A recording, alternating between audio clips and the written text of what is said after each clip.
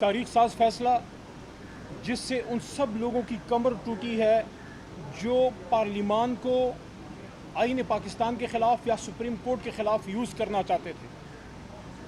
یہ جو محترم سپریم کورٹ آف پاکستان کا فیصلہ آیا جس میں الیکشن کمیشن آف پاکستان کے 22 مارچ کے فیصلے کو معطل کیا گیا، ختم کیا گیا، تو وہ پنجاب اور خیبر پختونخوا دونوں پہ لاگو ہے۔ یہ ایک مہربانی میرے خیال میں چیف جسٹس صاحب نے اور عدالت نے فرمائی ہے، گورنر صاحب کو ایک موقع اور دیا ہے۔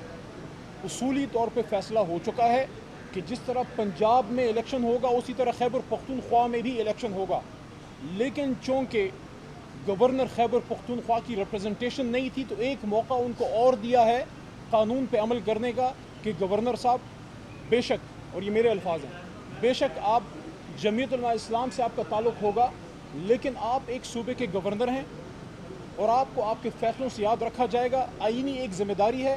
اور میں گورنر خیبر پختونخوا صاحب کو یہ بھی تنبیہ کرنا چاہتا ہوں کہ جو محترم سپریم کورٹ آف پاکستان کا فیصلہ تھا جس کی بنیاد پہ 30 اپریل کا حکم آیا کہ الیکشن ہونا ہے، تو اس میں بھی اس کا ذکر کیا گیا تھا کہ گورنر خیبر پختونخوا نے اپنی آئینی ذمہ داری پوری نہیں کی۔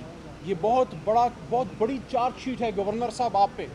خیبر پختونخوا وہ صوبہ ہے جس نے ووٹ کی طاقت سے پاکستان بنایا تھا، پاکستان کے ساتھ شامل ہوئے تھے، جمہوری لوگ ہیں۔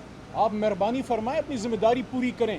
یہ آپ کی وجہ سے دوبارہ ہمیں پٹیشن جمع کرنی پڑ رہی ہے، ورنہ اگر آپ کی ریپرزنٹیشن ہوتی، آپ کا وکیل آتا، ہمیں یہ نہیں سمجھ آتی کہ آپ بھاگتے کیوں ہیں۔ آپ لوگ، آپ کے وکیل بھاگ رہے ہیں، آپ بھاگ رہے ہیں، آپ کی لیڈرشپ بھاگ رہی ہے۔ میں بارہا آپ کو کہہ رہا ہوں، آپ پاکستان کی سیاست کے شریر بچے ہیں۔ آپ کا ایک ہی نعرہ ہے کہ مرسو الیکشن نہ کریں سو، تو الیکشن سے جتنا بھاگیں گے آئین پاکستان کا آرٹیکل 224 آپ کی پیچھے آئے گا اور آپ کو الیکشن کرانا پڑے گا۔